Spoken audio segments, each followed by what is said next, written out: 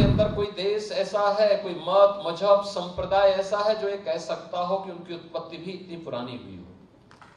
किसी के पास इतिहास नहीं। बहुत कहेगा, कोई 1400 साल का कहेगा, कोई 2000 वर्ष का कहेगा, कोई 2700 का कहेगा, कोई 3000 वर्ष का कहेगा। इस धरती का और खासतौर पर भारत का एक ही धर्म है, वो सनातन धर्म है। यही भारत का राष्ट्रीय धर्म है। हमारा सौभाग्य है कि जब हम यहां की बात करते हैं, पूरी दुनिया के अंदर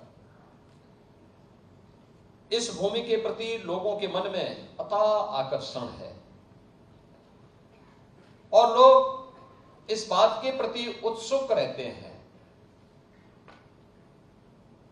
सचमुच प्रधानमंत्री जी जब बात विकास और विरासत की करते हैं तो विरासत यही जो आपके पास है, ये धरती कितना समृद्ध है। मैं भी सुन रहा था चौधरी लक्ष्मी नारायण जी से, यहां के माननीय प्रतिनिधियों से,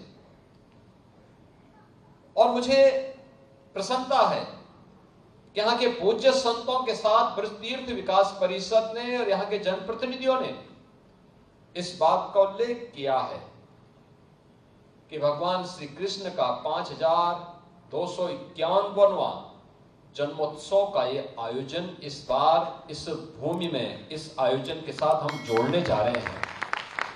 आप सोचो, दुनिया के अंदर कोई देश ऐसा है, कोई मत, मजहब, संप्रदाय ऐसा है जो ये कह सकता हो कि उनकी उत्पत्ति भी इतनी पुरानी हुई हो?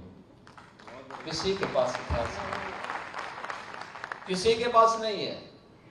बहुत कहेगा, कोई 1400 साल का कहेगा, कोई 2000 वर्ष का कहेगा, कोई 2700 का कहेगा, कोई 3000 वर्ष का कहेगा। 3000 वर्ष पुराना दुनिया के अंदर कोई सेक्ट, कोई संप्रदाय, कोई मत और मजहब अपने आप को उससे पुराना नहीं बता सकता।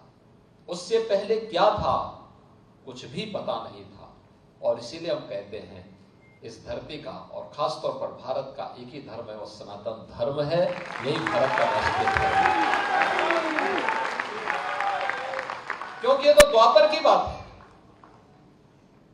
द्वापर के तत्काल बाद तो कलयुग आ गया।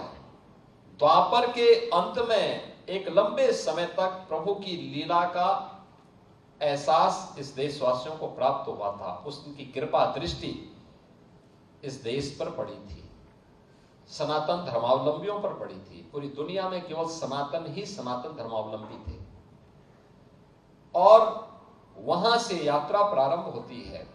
कलयुग में हम इतने वर्ष आगे बढ़ चुके हैं। याद करिए, उससे पहले त्रेता रहा होगा, उससे पहले सतयुग रहा होगा। एक लंबा इतिहास, एक लंबी थाती विरासत हमारे पास, जिसको हमारे पूज्य संतों ने, इनकी विरासत ने संभाल करके रखा है। और आज भी अपने धार्मिक आयोजनों के माध्यम से, इस प्रकार के आयोजनों के माध्यम से, इस विरासत के संरक्षण के लिए, कथा वार्ता के माध्यम से, भोजपत्रों के माध्यम से, पांडुलिपियों के माध्यम से, गुरु शिष्य की परंपरा के माध्यम से उसके संरक्षण का काम